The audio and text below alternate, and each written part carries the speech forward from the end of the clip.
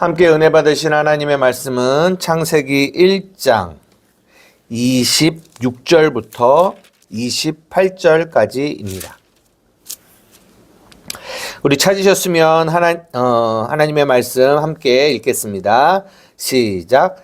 하나님이 이르시되 우리의 형상을 따라 우리의 모양대로 우리가 사람을 만들고 그들로 바다의 물고기와 하늘의 새와 가축과 온 땅과 땅에 기는 모든 것을 다스리게 하자 하시고, 하나님이 자기 형상 곧 하나님의 형상대로 사람을 창조하시되 남자와 여자를 창조하시고, 하나님이 그들에게 복을 주시며 하나님이 그들에게 이르시되 생육하고 번성하여 땅에 충만하라. 땅을 정복하라. 바다의 물고기와 하늘의 새와 땅에 움직이는 모든 생물을 다스리라 하시니라. 아멘. 예, 오늘은 창세기 1장 26절에서 28절의 말씀을 중심으로 하나님의 형상대로라는 제목으로 여러분들과 함께 말씀을 나누고자 합니다. 우리가 계속 창세기를 보고 있고 창세기의 첫 번째 이 천지 창조의 모습을 보고 있는데요. 오늘은 가장 창조의 클라이막스라고 할 수 있는 인간의 창조에 대하여 여러분들과 조금 말씀을 함께 나누고자 합니다. 오늘 본문을 우리가 읽은 대로 보면 하나님이 하나님의 형상과 하나님의 모양대로 사람을 만들었다라고 하고 계세요. 근데 여러분들도 잘 아시는 것처럼 하나님은 형상과 모양이 없으세요. 그죠? 그런데 하나님이 자기의 형상과 자기의 모양대로 사람을 창조했다라고 얘기합니다. 그러면 도대체 그 하나님은 형상이 없으신 분이신데, 어떤 형체를 가지고 계시지 않으신 분이신데, 그분이 이렇게 말한 이 하나님의 형상이라는 이 말은 무엇을 담고 있는지 오늘은 그 부분을 조금 여러분들과 함께 나누고자 합니다. 이제 그것을 우리가 알려면 먼저 성경에서 하나님의 형상이 무엇인지에 대하여 어떻게 말하고 있는지를 우리가 먼저 찾아봐야 되는데요. 그거는 어디에 있냐면 고린도 후서, 이제 신약으로 넘어와야 우리가 알 수 있습니다. 두 군데를 살펴볼 건데요. 먼저는 고린도 후서 4장 4절입니다. 고린도 후서 4장 4절. 찾으셨으면 함께 읽겠습니다. 시작. 그 중에 이 세상의 신이 믿지 아니하는 자들의 마음을 혼미하게 하여 그리스도의 영광의 복음의 광채가 비치지 못하게 함이니 그리스도는 하나님의 형상이니라. 아멘. 뭐라고 말씀하십니까? 무엇이 하나님의 형상이라고 말씀하세요? 그리스도가 하나님의 형상이다라고 말씀하세요. 동일한 내용인데요. 한 구절만 더 찾아보도록 하겠습니다. 골로새서 1장 15절.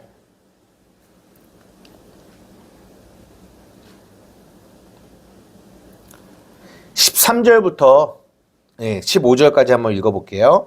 시작. 그가 우리를 흑암의 권세에서 건져내사 그의 사랑의 아들의 나라로 옮기셨으니 그 아들 안에서 우리가 속량 곧 죄 사함을 얻었도다.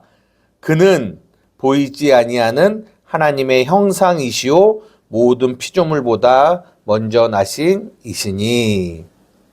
아까 읽은 우리가 고린도후서 4장 4절의 말씀과 동일하게 오늘 이 골로새서에도 뭐라고 말씀하시냐면, 그는, 우리 예수님은 보이지 아니하는 하나님의 형상이다라고 바울 사도는 우리에게 말씀하고 계세요. 그러면 성경이 하나님의 형상을 무엇라고 말씀하고 계시냐면 그리스도가 하나님의 형상이다라고 말씀하세요. 네. 그럼 그 말을 여러분 어떻게 이해가 되십니까? 그리스도가 하나님의 형상이다라는 이 말이 이해가 되세요? 요한복음 10장 30절에 보면 예수님이 뭐라고 말씀하시냐면 나와 아버지는 하나다라고 말씀하세요. 그리고 요한복음 14장 8절에서 11절에 보면 이거는 한번 찾아보도록 하겠습니다. 요한복음 14장 요한복음 14장 우리가 성경 안에서 드는 이 성경의 의문들은 질문들은 다 성경으로 해석을 해야 합니다. 요한복음 14장 8절에서 11절입니다.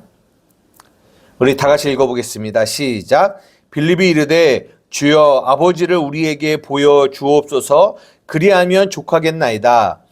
예수께서 이르시되 빌립아 내가 이렇게 오래 너희와 함께 있으되 내가 나를 알지 못하느냐? 나를 본 자는 아버지를 보았거늘 어찌하여 아버지를 보이라 하느냐? 내가 아버지 안에 거하고 아버지는 내 안에 계신 것을 내가 믿지 아니하느냐? 내가 너희에게 이르는 말은 스스로 하는 것이 아니라 아버지께서 내 안에 계셔서 그의 일을 하시는 것이라. 아멘. 빌립이 예수님에게 뭐라고 말했냐면 아버지를 우리에게 보여달라고 이야기합니다. 그랬더니 예수님이 뭐라고 하냐면 빌립아 나를 본 자는 아버지를 보았다라고 얘기하세요. 그리고 아버지가 내 안에 계시고 내가 아버지 안에 있다라고 얘기하세요. 아까 우리가 말씀드린 요한복음 10장에는 뭐라고 말씀하세요? 나와 아버지는 하나다라고 말씀하시는 거예요. 이게 무엇을 말씀하는 거냐면 그리스도가 하나님의 형상이다라고 말하는 거는 우리 예수 그리스도가 누구예요? 하나님이신데 하나님이 육체를 입고 이 땅에 오신 분이 예수님이잖아요. 그죠? 원래 하나님은 보이지 않으세요. 보이지 않으신 하나님이 형체를 입고 이 땅에 오신 분이 예수님이에요. 그래서 그리스도가 하나님의 형상이다라고 이야기합니다. 그러면서 예수님이 자신의 어떤 행위나 자신의 자신의 표정이나 자신에게서 나가는 어떤 이런 성품이나 그리고 자신이 하는 이 모든 일을 자기는 스스로 하지 않는다라고 얘기하세요. 요한복음에 보면 나는 아무것도 스스로 할 수 없다라고 얘기하세요. 그럼 어떻게 하느냐? 내 안에 그 아버지가 계셔서 그 아버지가 시키는 것을 하는 거고 아버지가 말하게 하시는 거를 나는 말한다라고 얘기하세요. 그러니까 예수님이 이 사복음서를 통하여 우리에게 말씀하시고 보이시는 그 모든 그분의 행동과 그분의 표정과 그분의 말은 다 어디로부터 온 거냐면 하나님으로부터 온 거라는 거예요. 하나님으로부터.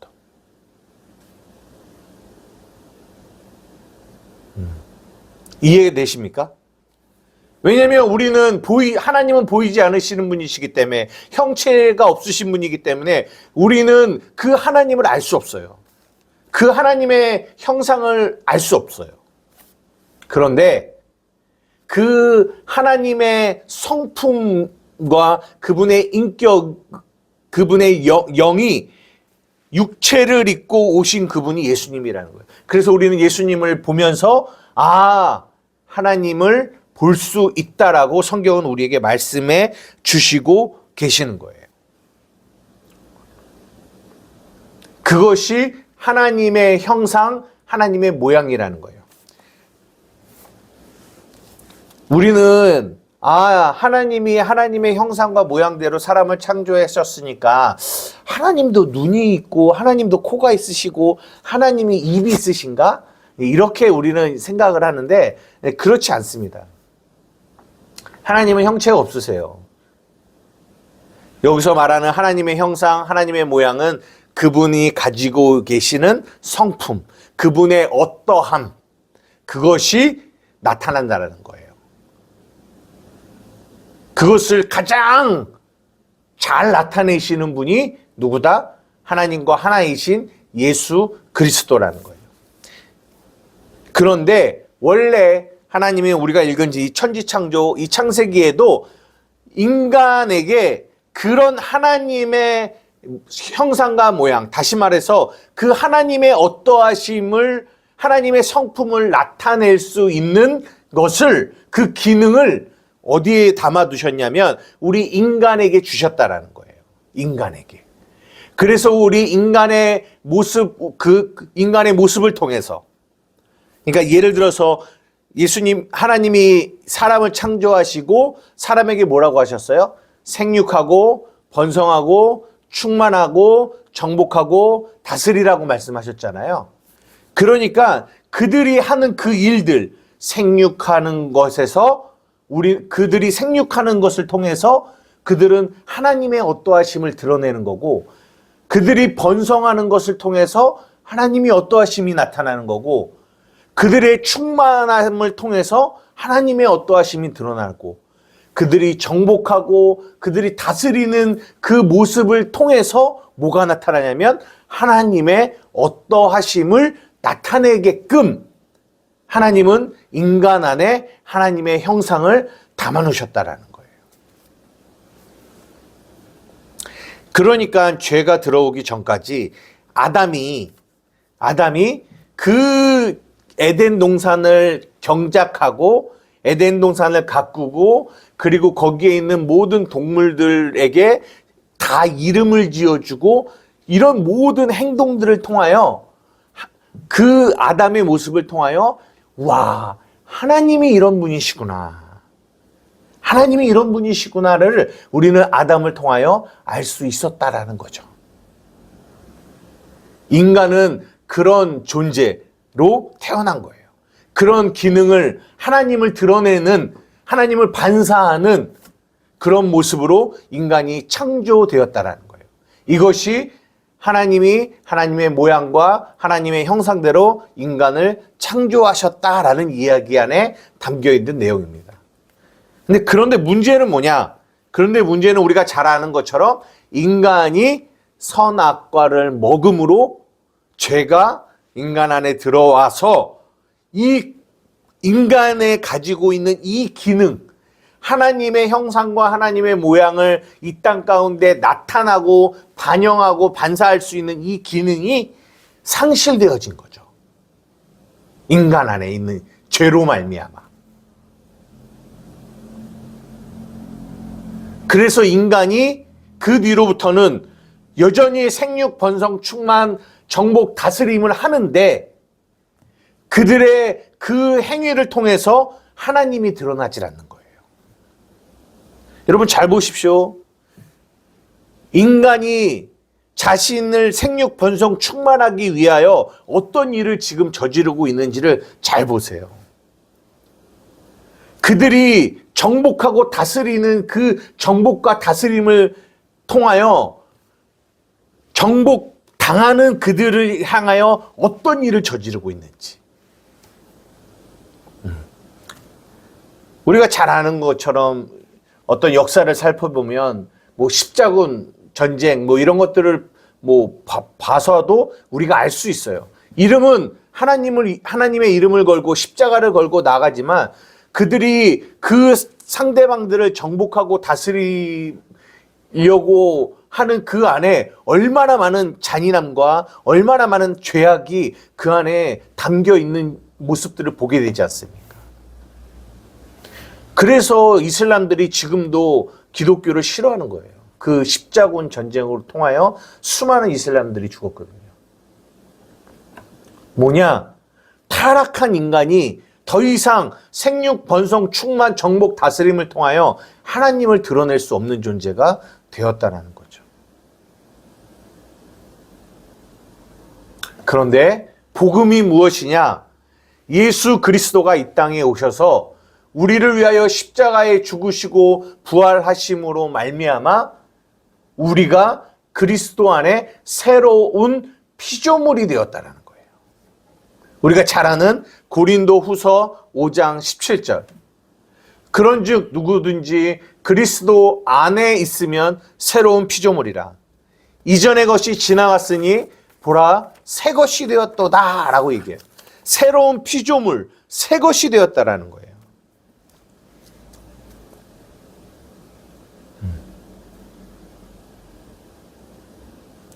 그래서 그 새 것을 사도 바울은 베드로 사도는 우리에게 뭐라고 얘기하냐면 하나님의 성품에 참여하는 자다라고 이야기를 하고 있습니다. 한번 찾아보겠습니다.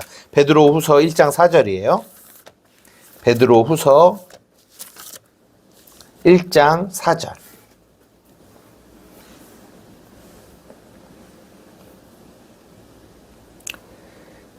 베드로후서 1장 4절입니다. 시작. 이로써 그 보배롭고 지극히 큰 약속을 우리에게 주사 이 약속으로 말미암아 너희가 정욕 때문에 세상에서 썩어질 것을 피하여 신성한 성품에 참여하는 자가 되게 하려 하셨느니라.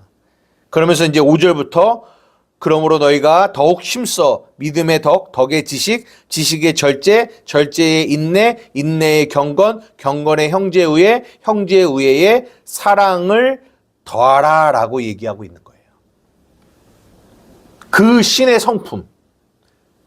그래서 예수 그리스도로 말미암아 새로운 피조물이 된 우리 교회, 이 교회를 통하여 창세기의 그 하나님의 형상과 모양, 즉 하나님의 어떠하심을 드러내는 존재로 창조된 인간의 모습이 그 창조, 그 옛창조의 모습이 우리 신약으로 넘어와 예수님으로 인하여 우리가 새로운 피조물로 창조됨으로 인하여 그 하나님의 그 창조의 목적, 하나님의 어떠하심을 드러내고자 하는 그 일이 다시 우리에게 이렇게 회복되어졌다라고 표현보다는 새롭게 창조되어서 우리가 이제는 그 하나님의 어떠하심을 나타낼 수 있는 자로 만들어졌다는 거죠.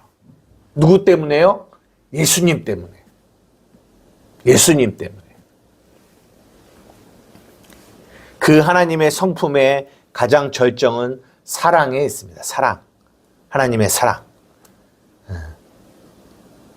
그래서 너희가 서로 사랑하면 너희가 내 제자인 줄 알 거야 라고 얘기하시는 거예요. 사랑하는 우리 한맘교회 성도 여러분, 오늘 우리가 읽은 이 창세기 1장에 하나님이 하나님의 형상과 하나님의 모양대로 사람을 창조하셨다라고 얘기해요. 근데 창세기에는 인간을 창조한 목적이 나오지 않아요. 왜 하나님이 인간을 창조했는지를 말하지 않습니다. 어디에 말씀하고 계시냐면 이사야서에서 말씀하고 계시거든요. 근데 그 창조의 목적이 무엇인지를 알면 이 하나님의 형상대로 인간을 창조했다라는 이 말, 지금 제가 여러분에게 말씀드린 이 말이 정확히 맞다라는 것을 이 창조의 목적, 인간의 창조의 목적이 또한 다시 우리에게 말해주고 계세요. 여러분 이사야서 제가 그때 몇 장이라고 한번 말씀드렸는데 기억나세요? 제가 쉽게 기억하게끔 이사야 4321 43장 21절입니다. 한번 찾아보겠습니다. 이사야 43장 21절 4321 찾으셨으면 함께 읽겠습니다. 시작. 이 백성은 내가 나를 위하여 지었나니 나를 찬송하게 하려 함이니라. 이 백성이 내가 하나님 자신을 위하여 창조하였는데 나를 뭐하게 하려고요? 찬송하게 하려고. 찬송. 또 하나 있어요. 같은 43장 7절에 보면 이렇게 말씀하고 계십니다. 시작. 내 이름으로 불려지는 모든 자, 곧 내가 내 영광을 위하여 창조한 자를 오게 하라. 그를 내가 지었고 그를 내가 만들었느니라. 무엇을 위하여 창조한 거요? 나를 위하여, 내 영광을 위하여 창조한 자를 오게 하라는 거예요. 하나님의 영광, 이 영광, 독사라는 이 영광은 하나님의 어떠하심을 드러내는 거예요. 나타내는 거. 하나님의 어떠하심을 나타내는. 그것을 영광이라고 하거든요. 그래서 우리는 하나님의 어떠하심을 우리를 통하여 반사해내는 존재잖아요, 우리가. 별이 태양의 빛을 반사하여 별이 그 빛을 반사하는 것처럼 우리도 하나님의 어떠하심, 하나님의 빛을 받아서 그 빛을 반사하는 존재거든요. 그럴 때 그것이 하나님의 영광을 드러낸다라고 얘기해요. 우리가 축구에서 골 넣고 막 하나님께 영광, 뭐 그런 게 하나님께 영광이 아니라 하나님의 어떠하심이 우리를 통해서 드러나고 나타날 때. 그럴 때 우리는 우리의 어떠함이 나타나는 것이 아니라 우리를 통해서 우리 안에 계신 그리스도가 나타나고 드러나는 거죠. 그래서 우리가 날마다 고백하는 갈라디아서 2장 20절, 내가 그리스도와 함께 십자가에 못 박혔나니 그런즉 이제는 내가 산 게 아니요 내 안에 그리스도가 사시는 거예요. 이것을 구원이라고 합니다. 그러면 구원의 삶이 뭐냐? 이제는 우리가 육체 가운데 사는 것은 나를 사랑하사 나를 위하여 자기 몸 버리신 우리 안에 계신 그분을 믿는 믿음. 어떤 믿는 믿음? 그분이 내 안에서 나타나시는 것을 믿는 그 믿음으로 사는 거예요. 그래서 교회를 통하여 하나님의 어떠하심이 이 세상 가운데 나타나게 되어진다는 거죠. 하나만 더 찾아보면 에베소서 3장에 이 교회의 사명을 우리에게 말씀해 주고 계시거든요. 에베소서 3장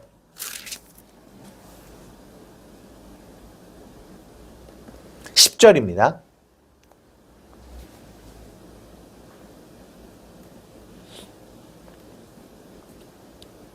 찾으셨으면 함께 읽게요. 시작.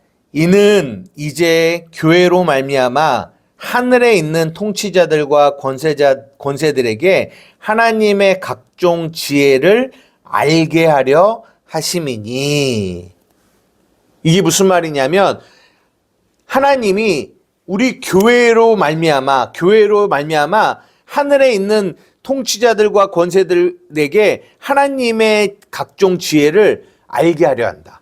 이 땅 가운데 하나님의 어떠하심을 누구를 통해서 드러나려고 하시냐면 교회를 통해서 드러나게 하려고 하시는 거예요.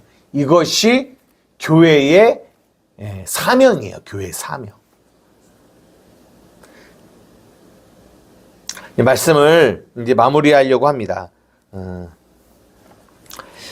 사도 바울이 이렇게 우리에게 말씀하세요. 지금 이 내용을 로마서 14장 8절에 9절에 이렇게 한 문장으로 정리를 했는데 이것만 읽고 마칠게요. 로마서 14장 8절에서 9절.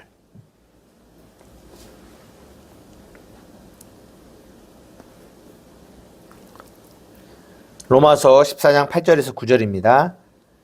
시작.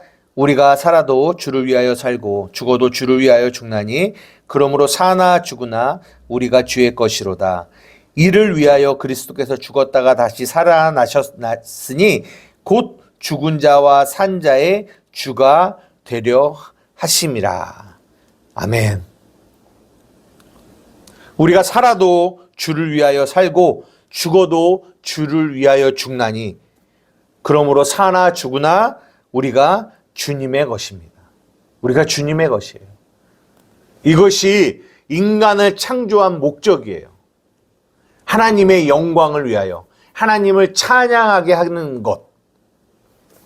그러기 위해서 하나님은 인간을 하나님의 형상과 하나님의 모양대로, 다시 말해서 하나님의 어떠하심을, 하나님의 성품을 드러낼 수 있는 자로 우리를 만드셨어요. 옛 창조의 때 만드신 그 인간은 죄로 말미암아 타락하여 이 기능을 상실했지만 예수 그리스도가 십자가에 죽으시고 부활하심으로 말미암아 그 그리스도 안에 있는 자들, 새로운 피조물들에게 이 기능이 다시 회복되어졌다는 거예요. 그래서 우리는 하나님의 어떠하심을 드러낼 수 있는, 나타낼 수 있는 이 땅 가운데 그런 존재가 되었다라는 거죠. 이것이 천지 창조 안에 담겨 있는, 그 옛 창조 안에 담겨 있는, 그리고 전에도 말씀드렸지만 그 옛 창조가 가리키고 있는 새 창조, 그 새 창조의 역사, 이 교회, 그리고 이 교회가 더 나아가 요한계시록에 보면 우리가 저번 주에 본 것처럼 새 하늘과 새 땅이 오고 새 예루살렘으로 완성되는 그 모습까지 쭉 연결되어지는 거거든요. 간절히 원하옵기는 우리 한마음교회가, 이 교회가, 여러분 한 사람 한 사람이 이 하나님이 창조하신 이 목적대로 이 교회의 사명을 가지고 여러분의 모습을 통하여 하나님의 성품, 하나님의 어떠하심을 나타나고 드러내는 저와 여러분 되기를 주님의 이름으로 축복합니다. 그러기 위해서는 우리가 날마다 이 복음을 붙들고 우리의 옛사람이 십자가에 죽었음을 선포하고 오직 내 안에 그리스도가 계시며 내가 그리스도로 말미암아 새로운 존재가 되었다라는 이 복음의 진리를 날마다 붙들고 시편 1편 1절이 말한 것처럼 하나님의 말씀을 주야로 묵상함으로 말미암아 우리의 삶에서 하나님의 어떠하심이 나타나는 그 일을 우리는 감당해야 된다는 거죠. 아까 로마서 14장 9절에 뭐라고 해요? 이를 위하여, 이를 위하여. 이것 때문에 예수님이 십자가에 죽으시고 부활하셨다라는 거예요.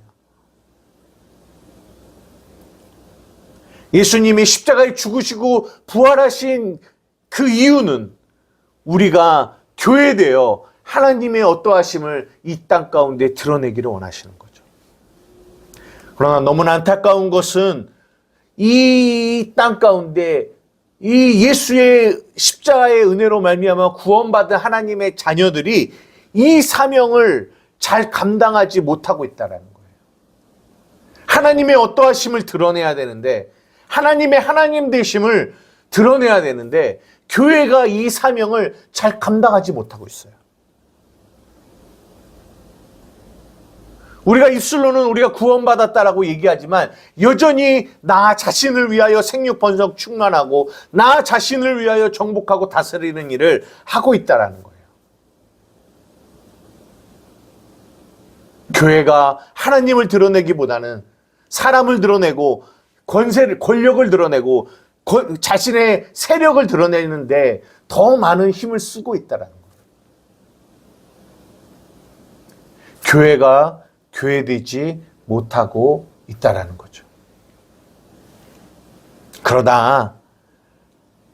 그러나 그렇다고 해서 우리가 교회를 비판만 해서는 안 돼요.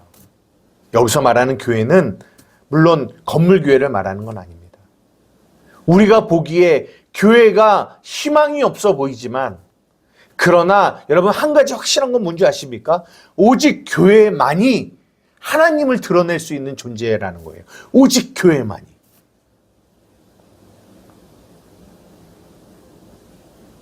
그렇기 때문에 우리가 날마다 이 교회를 위하여, 우리 몸된 우리의 교회를 위하여, 그리고 이 땅의 교회를 위하여 우리가 기도해야 돼요.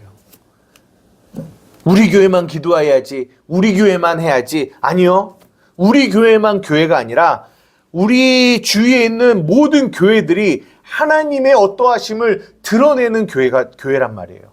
그러면 그 교회들도 온전히 회복되어져서 그 교회가 교회됨을 회복할 때 결국은 하나님의 어떠하심이, 우리가 사랑하는 우리 하나님이 드러낼 수 있지 않겠습니까? 그러니까 네 교회 내 교회가 없는 거예요. 우리 모든 교회는 다 하나예요. 그 하나가 하나의 목적을 가지고 있어요. 무엇이요? 하나님의 영광을 드러내는, 하나님의 어떠하심을 드러내는. 교회가 교회와 더불어 싸우는 것이 아니라 네가 크니 내가 크니 너가 부흥하니 내가 부흥하니 싸우는 것이 아니라 우리의 연합을 통하여, 우리의 하나됨을 통하여 우리의 오직 유일한 목적인 하나님의 영광을 나타내는 그 일을 감당하는 교회 되기를 주님의 이름으로 축복합니다. 하나님, 정말 이 땅의 교회가 이 일을, 이 사명을, 하나님의 형상과 하나님의 모양을 드러내는 그 일을 감당하는 교회가 되게 하여 주시옵소서. 이것을 위하여 날마다 기도하는 저와 여러분 되기를 주님의 이름으로 축복합니다. 기도하시겠습니다.